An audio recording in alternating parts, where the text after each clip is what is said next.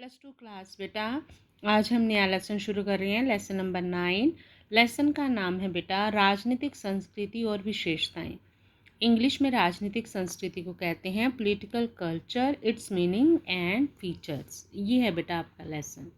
सबसे पहले तो आपको ये पता होना चाहिए कि राजनीतिक संस्कृति की जो धारणा है ये 20वीं शताब्दी के आरंभ में राजनीतिक शास्त्र के अध्ययन में आए जो महत्वपूर्ण चेंज आए थे पॉलिटिकल साइंस की स्टडी में, उसकी देन है।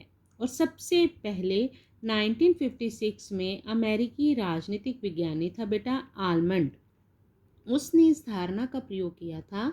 उसने एक लेख लिखा था जिसका नाम था कंपैरेटिव पॉलिटिकल सिस्टम, तुलनात्मक राजनीतिक प्रणाली। उसमें उसने सबसे पहले राजनीतिक संस्कृति शब्द का प्रयोग किया था।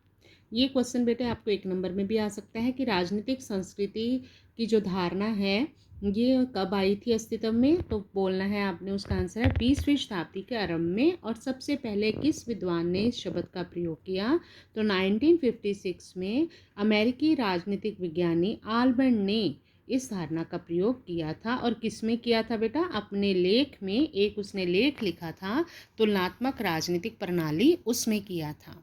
अब है इसका मीनिंग क्या है, राजनीतिक संस्कृति क्या होती है बेटा। देखिए बेटे, जिस सिस्टम में हम रहते हैं उस सिस्टम के प्रति जो हमारे विचार होते हैं, हमारे विश्वास होते हैं, मूल्य होते हैं, दृष्टिकोण, कोई भी चीज़, मतलब उनके ग्रुप को राजनीतिक संस्कृति कहा जाता है। राजनीति के प्रति आम लोगों के विश्वास, मूल्यों, दृष्टिकोणों के समूह को राजनीतिक संस्कृति कहा जाता है। एक बार मैं फिर से रिपीट कर रही हूँ। जैसे बेटे हम इंडिया में रहते हैं, इंडिया में जो हमारा पॉलिटिकल सिस्टम है उसके प्रति जो इंडिया के लोग सोचते हैं उसे हम पॉलिटिकल कल्चर कहते हैं। इन शॉर्ट आपने अगर लिखना हो तो राजनीति के प्रति लोगों के विचारों को ही राजनीतिक संस्कृति कहा जाता है।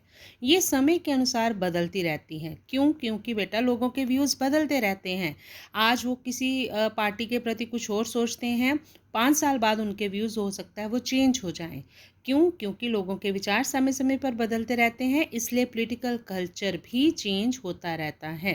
पॉलिटिकल कल्चर की जो नेचर है वो बदलती रहती है। तो सबसे पहले आपको पता चल गया पहला क्वेश्चन, राजनीतिक संस्कृति क्या है।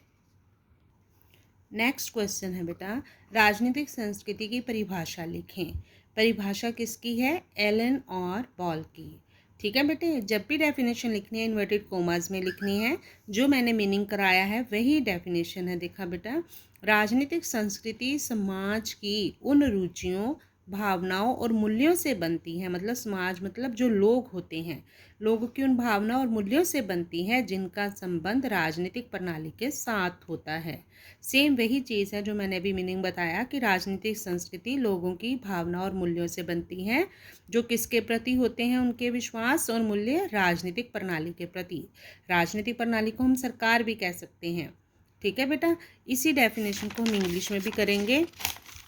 देखा बेटा, a political culture is composed of attitudes, beliefs, emotions, values of society. क्या होता है पॉलिटिकल कल्चर?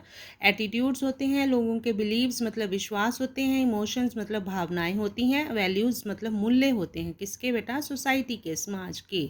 और किसके साथ रिलेटेड होते हैं ये? That relate to political system. मैं फिर से बोल रही हूँ, जब भी डेफिनेशन लिखनी है बेटा इन्वर्टेड कोमा में ही लिखनी है। डेफिनेशन किसकी है? एलन और बॉल की। ओके बेटा।